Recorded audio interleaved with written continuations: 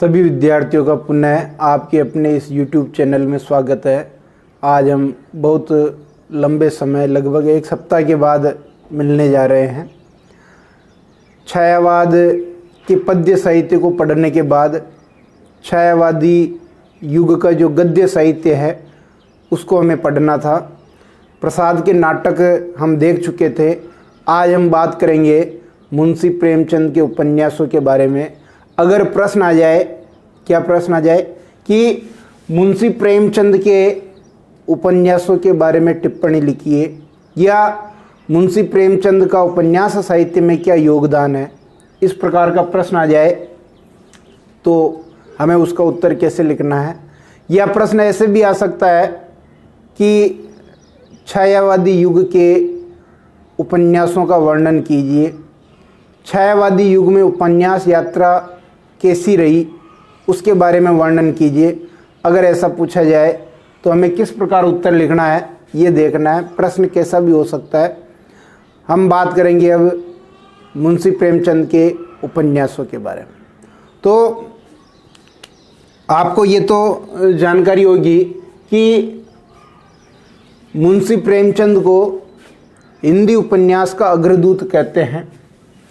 मुंशी प्रेमचंद को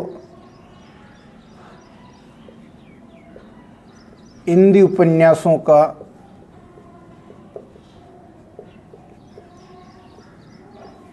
अग्रदूत कहते हैं।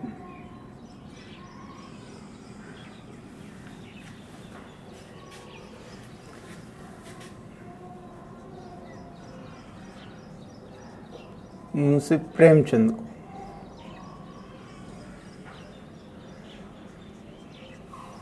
ठीक है। आपको इतना पता होना चाहिए कि मुंशी प्रेमचंद पहले उर्दू में लिखते थे नवाब राय नाम से, लेकिन जो सोजे वतन कहानी संग्रह था, अंग्रेज़ सरकार ने जब इसको जब्त कर लिया तो ये मुंशी दया नारायण साहनी के समझाने पर हिंदी में ये मुंशी प्रेमचंद नाम से लिखने लगे। तो मुंशी प्रेमचंद को हिंदी उपन्यासों का अग्रदूत कहते हैं।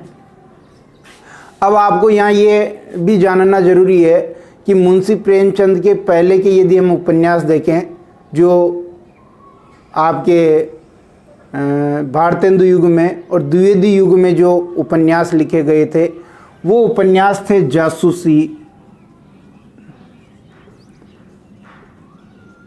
तिलस्मी,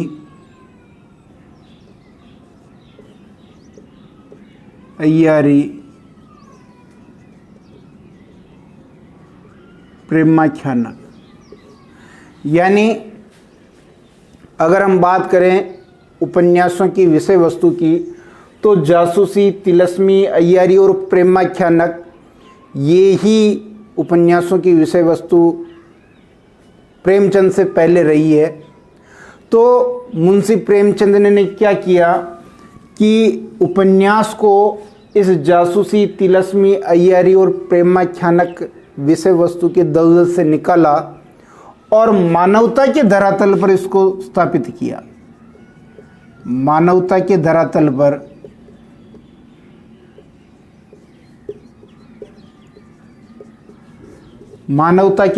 पर इसको रखा। तो यहां हम लिख सकते हैं कि प्रेमचंद ने उपन्यासों को जासूसी, तिलस्मी, अय्यारी और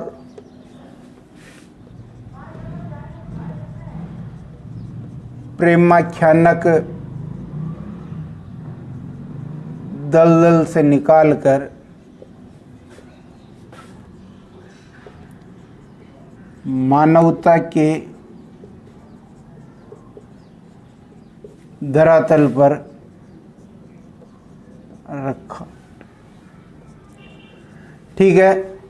प्रेमचंद ने उपन्यासों को जासूसी, तिलस्मी, अय्यारी और प्रेमाख्यानक दलदल से निकाला और मानवता के धरातल पर रखा। ऐसा कहा जाता है कि तात्कालिक उस समय की यदि आपको उत्तर भारत की सांस्कृतिक, राजनीतिक और किसानों का और उस युग के परिवेश का यदि अध्ययन करना है तो आपको मुंशी प्रेमचंद के उपन्यास पढ़ने चाहिए। यहाँ आपको पता है कि मुंशी प्रेमचंद के उपन्यास लेखन के कारण मुंशी प्रेमचंद को उपन्यास सम्राट की उपाधि दी गई। मुंशी प्रेमचंद को उपन्यास सम्राट की उपाधि दी गई।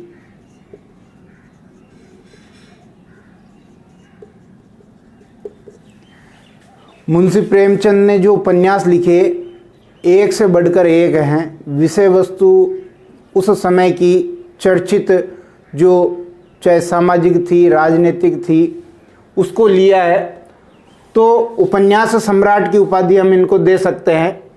अगर मुंशी प्रेमचंद के उपन्यासों की विषय वस्तु देखें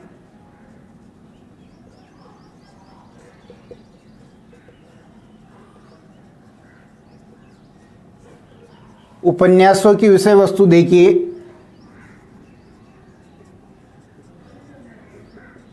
किसानों की दयनीय स्थिति का वर्णन, किसानों की दयनीय स्थिति का वर्णन, पराधीनता,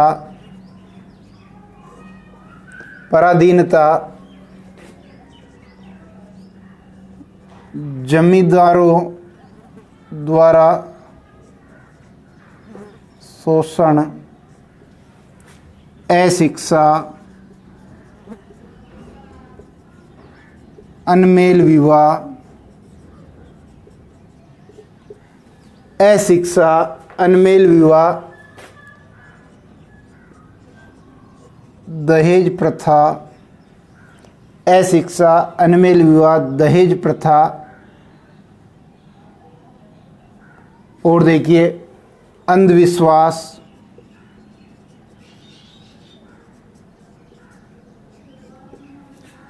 नारी की दयनीय स्थिति, नारी की दयनीय स्थिति। इस प्रकार या ग्रामीण जनजीवन,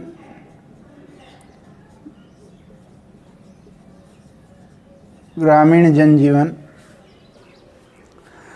तो ये विषय वस्तु को अपने उपन्यासों में मुंशी प्रेमचंद ने जगह दी। किसानों की दयनीय स्थिति का वर्णन किया। आपको पता है कि गोदान जो उपन्यास लिखा गया वो कृषक जीवन का महाकाव्य और ग्रामीण जनजीवन का महाकाव्य कहलाता है। पराधीनता का वर्णन है, जमींदारों जो शोषण किया गया मजदूरों का, किसानों का, उसका वर्णन है। अशिक्षा का वर्णन है, अनमेल विवाह, दहेज प्रथा, अंधविश्वास, नारी की जो समाज में दयनीय स्थिति थी, ग्रामीण जनजीवन की जो झांकी है वो मुंशी प्रेमचंद के उपन्यासों में आपको मिलती है। तो अब हम मुंशी प्रेमचंद के उपन्यासों के नाम देख लेते हैं कि कौन कौन से उपन्यास मुंशी प्रेमचंद ने लिखे हैं। वो एक ट्रिक के द्वारा हम देखेंगे। मुंशी प्रेमचंद के उपन्यासों की ट्रिक देखते हैं अपन।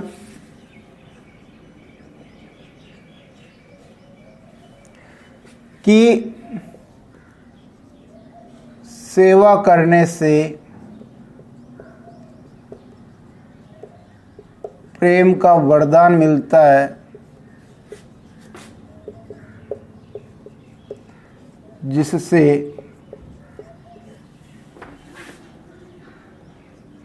रंगभूमि का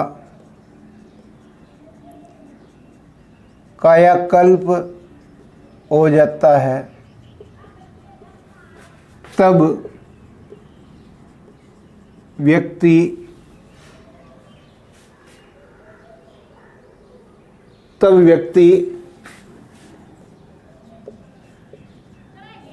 निर्मल होकर प्रतिज्ञा करता है कि गबन नहीं करूँगा,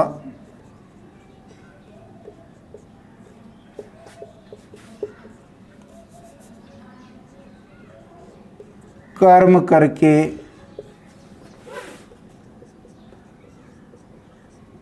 गोदान करूँगा। ये देखिए, ये मुंशी प्रेमचंद के उपन्यास हैं जिसमें सेवा सदन 1, प्रेमाश्रम 2, वरदान 3, रंगभूमि 4, कायाकल्प 5, निर्मला 6, प्रतिज्ञा 7, गबन 8, कर्मभूमि 9, गोदान 10 और एक अपूर्ण है मंगलसूत्र। इस ट्रिक के माध्यम से आप मुंशी प्रेमचंद के सभी उपन्यासों को जो याद कर सकते हैं। यहाँ लिख रहा हूँ मैं, देखिए 1 नंबर पे हो गया सेवा सदन, 2 नंबर पे हो गया प्रेमाश्रम, 3 पे हो गया वरदान, 4 पे हो गया रंगभूमि, 5 पे हो गया कायाकल्प, 6 पे हो गया निर्मला, 7 पे हो गया प्रतिज्ञा, 8 पे हो गया गबन और 9 पे हो गया कर्म भूमि और 10 पे हो गया गोदान। ये कृषक व ग्रामीण जनजीवन का महाकाव्य है। बहुत अच्छा उपन्यास है, मुंशी प्रेमचंद का अंतिम पूर्ण उपन्यास है, ये का महाकाव्य है।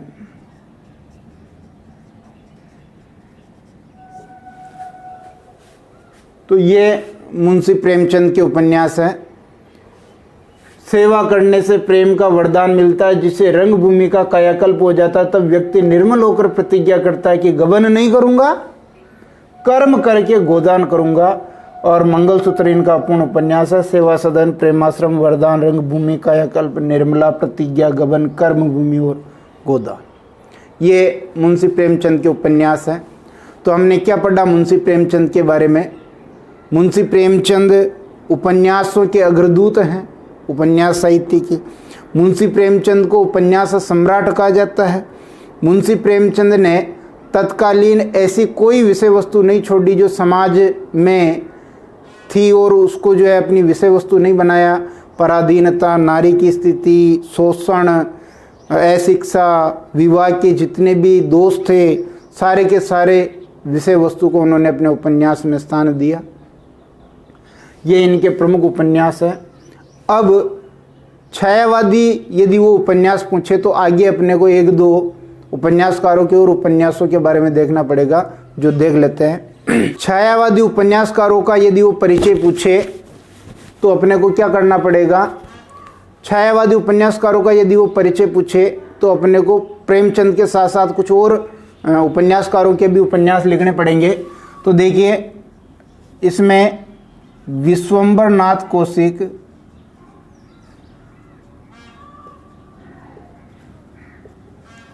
इनके 2 उपन्यास हैं, माँ और भिखारिणी। ये 2 उपन्यास आपको मुंशी प्रेमचंद के साथ इनको भी लिखना है, क्योंकि ये छायावादी युग में इनका उपन्यास लिखा गया। फिर अगर हम शिव पूजन सहायिका देखें, शिव पूजन सहायिका, देहाती दुनिया, देहाती दुनिया, ये आंचलिक उपन्यास है।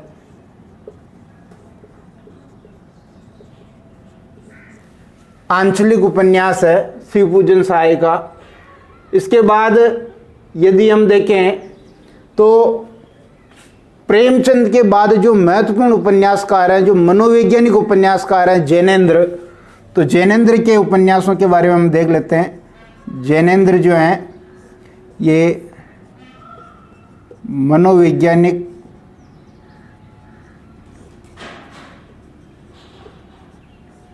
उपन्यासकार है। परख सुनीता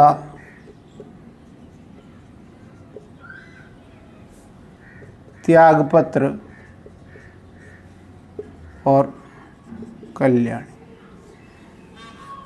अगर हम जैनेंद्र की बात करें तो जैनेंद्र ने मनोवैज्ञानिक उपन्यास के लिए लिखे मानव मन की गुत्थियाँ थी, मानव मन की गुत्थियाँ, उलझने, शंकाएं, इन सब का वर्णन अपने उपन्यासों में किया है।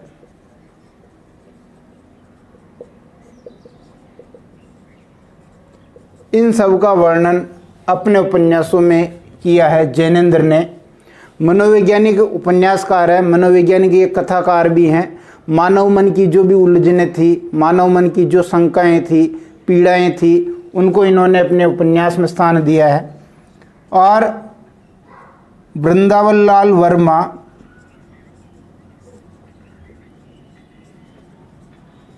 ये ऐतिहासिक उपन्यासकार है।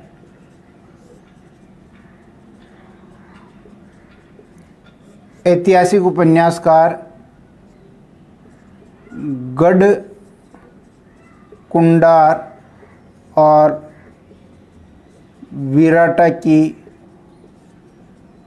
पद्मिनी, ये कुछ और उपन्यासकार है जिनकी गणना हम छायावादी उपन्यासकारों में करते हैं।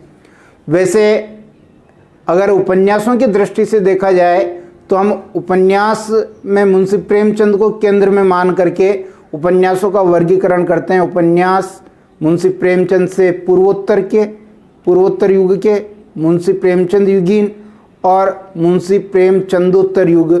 लेकिन अपने को अभी कक्षा 12 में जिस हिसाब से लगा रखा है तो छायावादी उपन्यासकार ही पढ़ना अपने को, और उसमें प्रेमचंद के साथ साथ ये 4-5 और उपन्यासकारों की जानकारी आपको होनी चाहिए। और इस तरह का प्रश्न आ जाता है तो आप उसको ज़रूर सही करें और पूरे में से पूरे अंक लाएं। धन्यवाद। अगले वीडियो में हम मुंशी प्रेमचंद की कहानी कला के ऊपर एक वीडियो लाएंगे। इसके बाद लगभग अपना छायावादी गद्य पूरा हो जाएगा और हम प्रगतिवाद में प्रवेश कर जाएंगे। धन्यवाद।